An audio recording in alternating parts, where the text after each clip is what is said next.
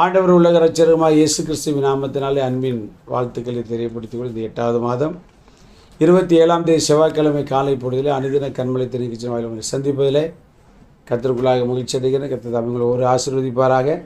இந்த நாளுடைய தியானத்திற்காக ஒரு வசனத்தை வாசிக்கப்போம். எஸ்தரின் புஸ்தகம் 8ஆம் அதிகாரம் 1வது வசனத்தை நான் வாசிக்க கேட்டோம்.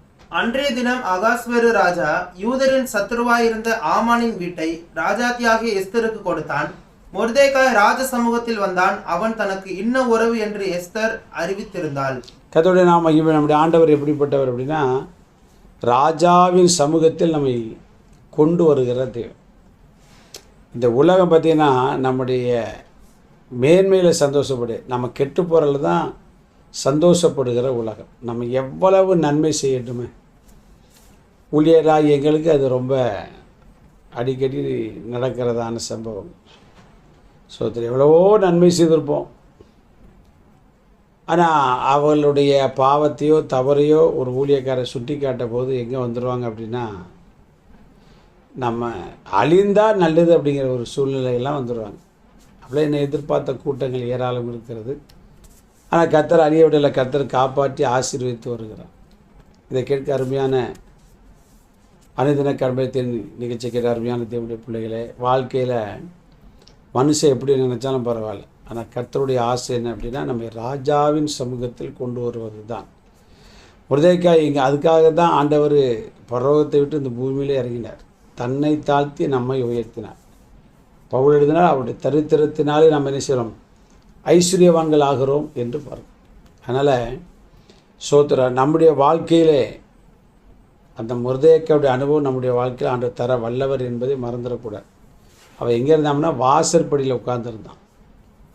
அரண்மனை வாசற்படியில் அமர்ந்து அவன் ஒரு வாட்ச்மேன் வேலை பார்த்தான். இப்போ ஆண்டவர் அவனை எங்கே கொண்டு வந்திருக்கிறார் பார்த்தீங்கன்னா, ஆமான் எழும்பி மொர்தெகாயவும் அழிக்கணும், அவன் கொலை கோத்திரத்தை அழிக்கணும்னு நினச்சான்.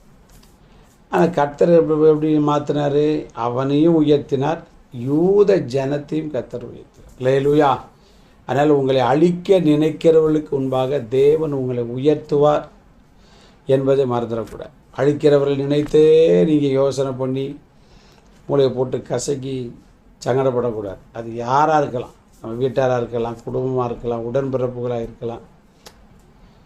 யார் என்ன நினச்சாலும் சரி, நம்முடைய நினைவு எங்கே இருக்குன்னா, என்னை ராஜாவின் சமூகத்தில் என் கர்த்தர் கொண்டு வருவார், கைவிடவே மாட்டார். யோசேப்பை அன்னமாரை அழிச்சிடணும்னு நினச்சாங்க. பிசாசு அன்னமாரை தூண்டி விட்டான், போத்திபார் மனைவியை தூண்டி விட்டான். ஆனால் கர்த்தர் என்ன நினச்சார், அவருடைய வேலை வந்தபோது ராஜாவின் சமூகத்தில் கொண்டு வந்ததில் ராஜாவாகவே அவனை மாற்றினான். அதனால் உங்களை உயர்ந்த ஸ்தானத்துக்கு கொண்டு வருவதற்கு ஆண்டவர் இன்றைக்கு ஜீவன் உள்ளவராக தான் இருக்குது. தாவீதை குறித்து பார்க்கிறோம் இல்லையா, அம்மா அப்பா அண்ணன் தம்பி ஊரார் எல்லாரும் விரட்டி காட்டுக்குள்ளே போய் ஆடு மேய்ச்சிக்கிட்டு இருந்தான். அவனை கேட்பாரற்று இருந்த ஒரு மனிதன். அப்பா கூட அவனை ஒரு சட்டப்பே பண்ணலாம், அவன் சார் இருக்கான்னு விட்டான். ஆனால் ராஜாவாய் அபிஷேகம் பண்ணுவதற்கு சாமுவேல் வந்தபோது 7 பேரையும் இல்லட்டார் ஆண்டவர். அப்போது ஈசாயை பற்றியே, உனக்கு வேறு பிள்ளை இருக்கு, அவன் ஒருத்தருக்கு அவன் ஆடு மேய்ச்சிக்கிட்டு இருக்கான் அப்படின்னு, அவனை கொண்டு வாயா அப்படின்னா கர்த்தர் சொன்னார், இவன் தான் இவன் அபிஷேகம். இவருக்கு ஆடு மேய்க்கிறவனே அரசனாக்கினவர் நம்முடையது. நீங்கள் எந்த நிலைமையில் இருந்தாலும், மனிதர்கள் உங்களை ஒதுக்கி இருந்தாலும், குடும்பம் ஒதுக்கி இருந்தாலும், யார் ஒதுக்கி இருந்தாலும் கவலைப்படாதீங்க. கர்த்தர் உங்களை ராஜாவின் சமூகத்தில் கொண்டு வந்து மேன்மைப்படுத்தி ஆசீர்வாதத்தையும் சமாதானத்தையும் மேன்மையை தந்து நிச்சயம் நடத்தும். நல்ல பிதாவை, இது எங்களை தாழ்ந்த நிலைமையிலிருந்து உயர்த்தி மகிழ்கிற தேவனாக இருக்கிற அப்படின்னு நல்ல அன்று தின கண்மலை தெரிஞ்சுக்கிற ஒருடைய வாழ்க்கையிலும் அப்படிப்பட்டதான உயர்வை கொடுத்து நீ வழிநடத்த போகிற அப்படின்னு இயேசு நிமித்த ஜெபங்கள் நல்ல பிதாவே. God bless you. நாளை காலை அனுதின கண்மலை சந்திக்கிறவருக்கு தேவ கிருபை நம்மை தாய் நடத்துவதாக. ஆமென்.